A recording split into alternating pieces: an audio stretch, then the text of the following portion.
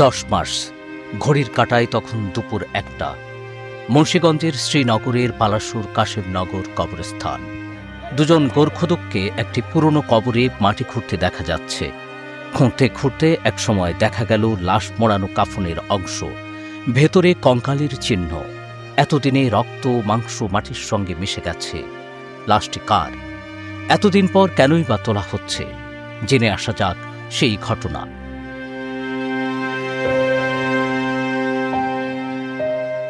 প্রায় 8 মাস আগের কথা।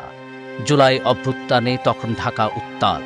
19 জুলাই ঢাকার উত্তরায় পুলিশের গুলিতে শহীদ হন এক তরুণ, 18 বছরের টকবকে তরুণ, নাম আলামিন। তার মৃত্যুর অভ্যুত্থানে আরও উত্তাপ ছড়িয়ে দেয়, আরও ফুঁসে ওঠে ঢাকা। মাত্র 18 বছর বয়সী আলামিন দুরন্ত ও চটপটে স্বভাবের ছিলেন। কাজ করতেন ছোট পর্দার অভিনেত্রী তানজিন তিশার সহকারী হিসেবে। 19 জুলাই গুলিবিদ্ধ হওয়ার পর উত্তরার একটি মেডিকেলে নিলে তাকে মৃত ঘোষণা করা হয়। আলামিনের নিহত হওয়ার খবর খুবই দুঃখভরা মনে দেশবাসীকে জানিয়েছিলেন তানজিন তিশা।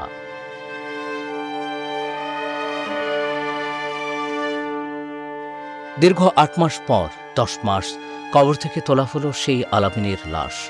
নবম রোজার দিন মধ্য দুপুরে তখন কবরস্থান ঘিরে কৌতূহলী মানুষের ভিড়। উৎসুক চোখগুলো যেন এক পলক দেখতে চায় তাদের শহীদ ছেলেকে, মুন্সিগঞ্জের গর্বের সন্তান আলামিনকে। কর্তৃপক্ষ বলছে, ন্যায় বিচারের স্বার্থে ময়নাতদন্তের জন্য আলামিনের লাশটি কবর থেকে তোলা হয়েছে। এ সময় সেখানে ছিলেন মুন্সিগঞ্জ জেলা প্রশাসন কার্যালয়ের সহকারী কমিশনার ও নির্বাহী ম্যাজিস্ট্রেট মাসুদ পারভেজ। কবরের পাশে ছিলেন উত্তরা পশ্চিম থানা ও শ্রীনগর থানা পুলিশের প্রতিনিধিরা। লাশ উত্তোলনের কারণ সম্পর্কে মামলার তদন্ত কর্মকর্তা উত্তরা পশ্চিম থানার এসআই শামীম মাহমুদ বলেন, ছিলেন গণ অভ্যুত্থানে উত্তরায়। তো সেই প্রেক্ষিতে উত্তরা পশ্চিম থানায় একটি মামলা হয়েছিল। সেই মামলার তদন্তের খাতিরে ময়নাতদন্তের জন্য লাশ আজকে আমরা উত্তোলন করলাম। আমরা আশা করছি ময়নাতদন্তের ফলে এই মামলাটি সুষ্ঠুভাবে এবং ন্যায় বিচার পাবে শহীদ। আলামিনের লাশ মুন্সিগঞ্জ জেনারেল হাসপাতালে রাখা হয়েছে। মুন্সিগঞ্জ প্রতিনিধি শেখ মোহাম্মদ রতনের পাঠানো তথ্য ও ভিডিও নিয়ে প্রতিবেদন risingBD.com।